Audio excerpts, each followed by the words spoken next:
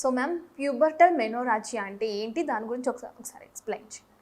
Pubertal menorrhagia అంటే ఇప్పుడు పిల్లలు అప్పుడే పెద్ద మనిషి అయి ఉంటారు. Maybe now the age is around 12-14 years. So పెద్ద మనిషి అయినాక కొంతమందికి పీరియడ్స్ ఇర్రెగ్యులర్ ఉంటుంది. Maybe for first 6-12 months. So because వాళ్ళ హార్మోనల్ యాక్సిస్ అనేది మెచ్యూర్ అవ్వాలి. సో ఆ టైంలో వాళ్ళకి కొంచెము కొంతమందికి బ్లీడింగ్ తక్కువ అవుతుంది. But 60% of the people will have heavy bleeding. So 2-3 months period రాకపోవడము, సడన్గా వాళ్ళకి బ్లీడింగ్ వస్తుంది. అది హెవీ ఉంటుంది, అంటే వాళ్ళకి 10-12 డేస్ బ్లీడింగ్ వస్తుంది. సో అట్లా ఆ చిన్న ఏజ్లో అంత హెవీ బ్లీడింగ్ అప్పుడు స్పెషలీ అండ్ దట్ ఆ ప్యూబర్టీ అనే ఆ ఏజ్లో సో వాళ్ళకి ఆల్రెడీ బాడీ రిక్వైర్మెంట్స్ ఎక్కువ ఉంటుంది. అంటే వాళ్ళకి గ్రోత్ స్పర్ట్ వచ్చి ఉంటుంది. So their height will be increased. వాళ్ళకి బాడీ మెటబాలిక్ చేంజెస్ చాలా అవుతూ ఉంటుంది. ఆ టైంలో వాళ్ళకి హెవీ బ్లీడింగ్ అయితే వాళ్ళకి చాలా అనీమియా అయ్యే ఛాన్సెస్ చాలా ఉంటుంది. They will get week. So ఖచ్చితంగా అప్పుడు హెవీ బ్లీడింగ్ అయితే డాక్టర్కి చూపించాలి. చాలామంది దాన్ని దాచిపెట్టుకుంటారు, షై ఫీల్ అవుతారు దాన్ని చెప్పడానికి. అండ్ ఆ ఏజ్ గ్రూప్లో కూడా ఆ పిల్లలకి తెలీదు, దాని మదర్స్ కూడా అంత అవేర్నెస్ కూడా లేదు దాని గురించి. సో ఇట్లా హెవీ బ్లీడింగ్ అప్పుడు it causes a lot of side effect on the girl. So తర్వాత వాళ్ళు ఆ అనీమిక్ అనేది ఆ ఏజ్ గ్రూప్లో అయితే అది కంటిన్యూ అయిపోతుంది, ఆ వీక్నెస్ అండ్ అనీమియా అనేది. సో ఆ ఏజ్ గ్రూప్లో ఖచ్చితంగా ట్రీట్మెంట్ తీసుకోవాల్సి వస్తుంది. సో దానికి కారణం ఏముంటుంది? సో ఒకటి నేను అప్పుడే చెప్పినట్టు it is mostly hormonal imbalance. So hormonal imbalance వల్ల అవుతుంటుంది. But there are chances of certain disorders. అంటే కొంతమందికి ప్లేట్లెట్స్ తక్కువ ఉంటుంది. ఓకే. సో ఇట్లా ప్లేట్లెట్స్ తక్కువ ఉంటే, లేదంటే వాళ్ళ blood coagulation, blood clotting factors అంటారు. సో దాంట్లో ఏమారు ప్రాబ్లం ఉంటే కూడా ఇట్లా ప్యూబర్టీ మెనోరేజియా అనేది అవుతుంది. So that is the first time when we can actually pick up those disorders. ఎప్పుడు, ఎందుకంటే అదే టైంలో వాళ్ళకి బ్లీడింగ్ అవుతుంది. సో బ్లీడింగ్ డిజార్డర్స్ అనేది ఫీమేల్లో చాలా కామన్గా ఉంటుంది and it is also genetic. So మదర్కి అట్లాంటిది ఏమారు ప్రాబ్లం ఉంటే, లేదంటే వాళ్ళ ఫ్యామిలీలు ఇట్లాంటి హిస్టరీ ఏమారు ఉంటే కోయాగులేషన్ ప్రాబ్లమ్స్, అప్పుడు ఇట్లా ప్యూబర్టీ మెనోరేజియా అనేది రావడానికి చాలా ఎక్కువ ఛాన్సెస్. సో ఇట్లాంటిది హిస్టరీ ఉంటే ఖచ్చితంగా వాళ్ళు వెళ్ళి ఎవాల్యుయేట్ చేసుకొని before she bleeds heavily she has to take treatment for it. కొంతమందికి చూసుకుంటే ఒక 2-3 మంత్స్ కూడా ఇర్రెగ్యులర్ పీరియడ్స్ అనేవి ఉంటూ ఉంటాయి. వాళ్ళకు కూడా సేమ్ ఇట్లాగే టెస్ట్ చేయాలి? ఇర్రెగ్యులర్ పీరియడ్స్కి ఈ ప్రాబ్లం ఉండదు. It is only for bleeding disorders. ఎక్కువ ఓవర్ బ్లీడింగ్ అవును, ఎక్కువ డేస్ బ్లీడింగ్ మీద వాళ్ళకి టెస్ట్ చేయాలి అంటారు. ఓకే. దీనివల్ల రిస్క్ ఫ్యాక్టర్స్ ఏమైనా ఉన్నాయంటారు? ఒకవేళ అంటే అవేర్నెస్ లేక చాలామంది తల్లులు చెప్పరు, ఇంకోటి పిల్లలు కూడా వాళ్ళ మదర్స్తో షేర్ చేసుకోవాలన్నా భయపడుతూ ఉంటారు, హాస్పిటల్ అంటే కూడా భయపడుతూ ఉంటారు. అలా ఒకవేళ రాకుండా కన్సల్ట్ అవ్వకుండా డాక్టర్ని ఉండడం వల్ల రిస్క్ ఫ్యాక్టర్స్ కూడా ఏమైనా ఉన్నాయంటారు? నేను అదే అప్పుడే చెప్పినట్టు ఇట్ ఈస్ అనీమియా. ఆ ఏజ్లో వాళ్ళకి ఆ ఫెరిటిన్, ఐరన్ స్టోర్స్ అనేది చాలా ఇంపార్టెంట్. సో వాళ్ళకి ఆ అనీమియా అయ్యి వాళ్ళ ఆ బాడీలో వీక్నెస్, ఫెటిగబిలిటీ వచ్చేస్తే and that will continue throughout her life. Okay. So that is the worst effect that can happen because of puberty menorrhagia.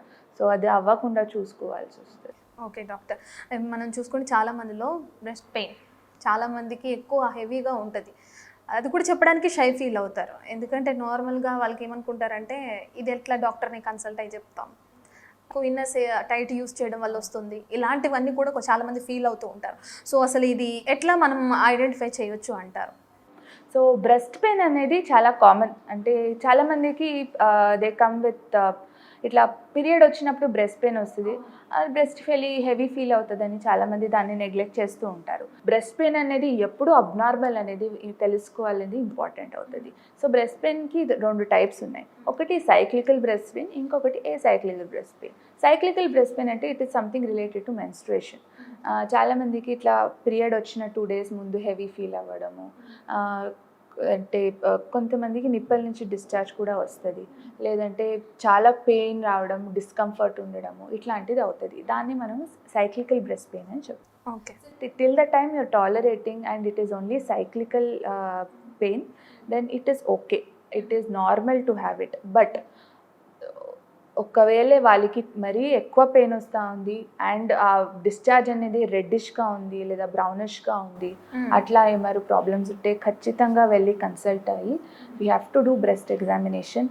మనకి ఏమారు లంప్స్ ఉన్నాయా అట్లాంటివి చూసుకోవాల్సి వస్తుంది. లేదంటే అల్ట్రాసౌండ్ బ్రెస్ట్ అనేది ఎగ్జామినేషన్ చేస్తారు.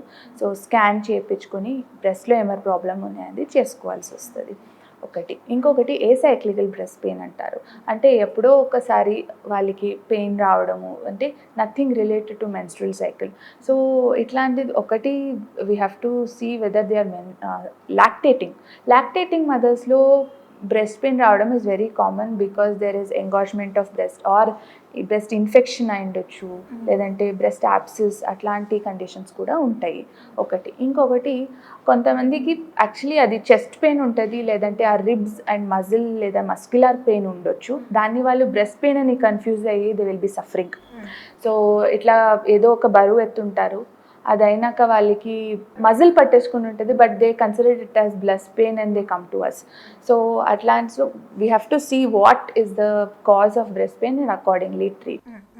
సో సైక్లికల్ బ్రెస్ట్ పెయిన్ అనేది very common and treatment is only lifestyle modification.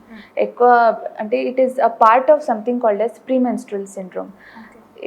కొంతమందికి బ్రెస్ట్ పెయిన్ వస్తే కొంతమందికి ఇరిటబిలిటీ ఉంటుంది, కొంతమందికి అర్లీ టియరింగ్ అంటే చాలా చిన్న చిన్న వాటికి ఏడుపు రావడము, కొంతమందికి నాజియా, కొంతమందికి డయేరియా రావడము, ఇట్లాంటిది. These are all cluster of symptoms called as premenstrual syndrome. So దానికి best treatment is again good diet, relaxation and yoga or meditation. So అదైనా కూడా వాళ్ళకి తగ్గట్లేదు అంటే then we will intervene and we will give certain supplementations. నార్మల్గా pain వస్తుంది అన్నప్పుడు direct doctor దగ్గరికి వెళ్ళిపోతారు. కొంతమంది క్యాన్సర్ ఏమో అని కూడా భయపడే వాళ్ళు ఉన్నారు. సో సెల్ఫ్ ఎగ్జామినేషన్ అనేది ఎస్ సి breast pain is not equal to cancer. First అది అర్థం చేసుకోండి. బ్రెస్ట్ క్యాన్సర్ అనేది పెయిన్ రావడానికి చాలా హయ్యర్ స్టేజ్లో ఉండాల్సి వస్తుంది. సో వెరీ అన్లైక్లీ దట్ ఆ బ్రెస్ట్ పెయిన్ క్యాన్సర్ అయ్యి ప్రెజెంట్ అవ్వడము. సో ఇది క్యాన్సర్ ప్రివెంట్ చేయడానికి we always tell women, especially ఈ మన reproductive age group and up till at least 60 to 70 years of age group, they have to do something called as self breast exam. Self breast examination మీ atleast monthly once చేయాల్సి వస్తుంది. When you are taking bath every day, అప్పుడు ఒక్క చేయి పైకెత్తి మన బ్రెస్ట్ని ఈ ఏరియాలో ముట్టుకుంటే మనకి ఎప్పుడు లంప్ అనిపిస్తుంది. ఎందుకంటే breast is made up of fat. So మనం ఇట్లా పట్టుకొని చూస్తే మనకి లంప్ అనిపిస్తుంది. సో అట్లా పట్టుకోకూడదు. ఇట్ ఈస్ ఆల్వేస్ నీడింగ్ ఈ సర్క్యులర్ మోషన్లో బ్రెస్ట్ మీద ఇట్లా అని. సో అప్పుడు మనకేమారు లంప్ అనిపిస్తుందా అని చూసుకోవాలి. మీరు ఇట్లా అంటే అన్ని లంప్ అనిపిస్తుంది. So that is very important. And ఈ మిస్టేక్ చాలామంది చేస్తారు. ఇట్లా అనుకొని ఏదో ఫ్యాట్ టిష్యూ ఉంటుంది, దాన్ని లంప్ అనుకొని మన దగ్గర పరిగెత్తుకొని వస్తారు. So you don't have to worry. So ఈ మూమెంట్లీ చూడాల్సి వస్తుంది బ్రెస్ట్ని, అండ్ అట్లీస్ట్ మంత్లీ వన్స్ మీరు చేయాల్సి వస్తుంది. మ్యామ్, అడెనోమియోసిస్ అంటే ఏంటి, అసలు ఎవరిలో ఎక్కువగా చూస్తాం, దాని లక్షణాలు ఏంటి, ట్రీట్మెంట్స్ అనేవి ఎట్లా ఉంటాయి? సో అడెనోమయోసిస్ అనేది చాలా painful condition and it is condition which occurs mostly in perimenopausal women. So causes వచ్చి ఇది మోస్ట్లీ వాళ్ళు మల్టిపుల్ ప్రెగ్నెన్సీస్ ఉండొచ్చు. Maybe they are having 3-4 deliveries ముందు, లేదంటే ముందు ఏదో 2-3 డిఎన్సీస్ అయింది ఉంటుంది. సో అట్లాంటి వాళ్ళకి ఈ అడెనోమయోసిస్ అనేది చాలా ఎక్కువ వస్తుంది. పెరిమెనోపాజల్ ఏజ్ గ్రూప్ అంటే something between 40 to 50 years. Okay. So ఈ ఏజ్ గ్రూప్లో ఒకటి లక్షణాలు ఏముంటుందంటే, ఒకటి పెయిన్ డ్యూరింగ్ మెన్స్ట్రుయేషన్. ఆ పెయిన్ అనేది చాలా ఎక్కువ ఉంటుంది. అంటే చాలా ఆడవాళ్ళు దీన్ని చెప్పుకోలేకపోతుంది, లేదంటే ద హస్బెండ్స్ విల్ నెగ్లెక్ట్, అరే పెయినే కదా అని వాళ్ళు చాలామంది రారు గైనకాలజిస్ట్ దగ్గర. ఇట్లాంటి కండిషన్స్ నేను చాలా చూసాను. But pain is real. ఆ pain of adenomyosis is one of the worst pains.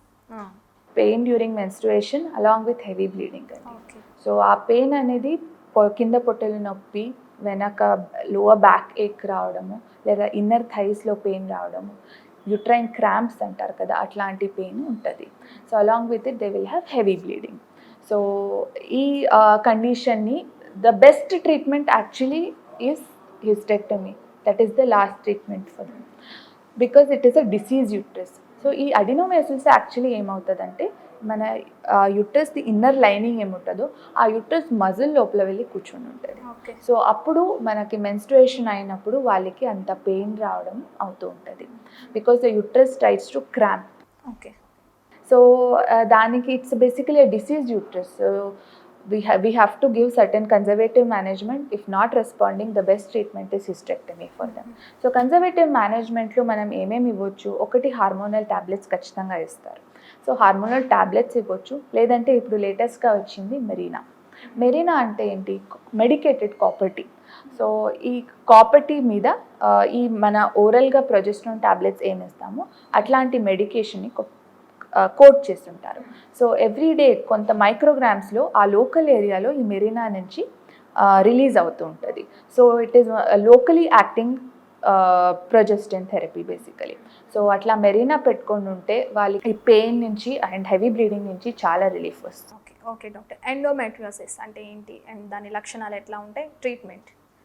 So endometriosis is very flourishingly increasing these days. Okay. So ఈ ఎండోమెట్రియోసిస్ ఏంటి అంటే యుట్రస్ లైనింగ్ ఏముంటుందో అది వెళ్ళి యుట్రస్ చుట్టుపక్కల అంటే maybe over the tubes or లేదా అండాశయం దగ్గర లేదా యుట్రస్ లైనింగ్ ఆ పెరిటోనియం అని ఏముంటుందో దాని మీద వెళ్ళి కూర్చొని ఉంటుంది.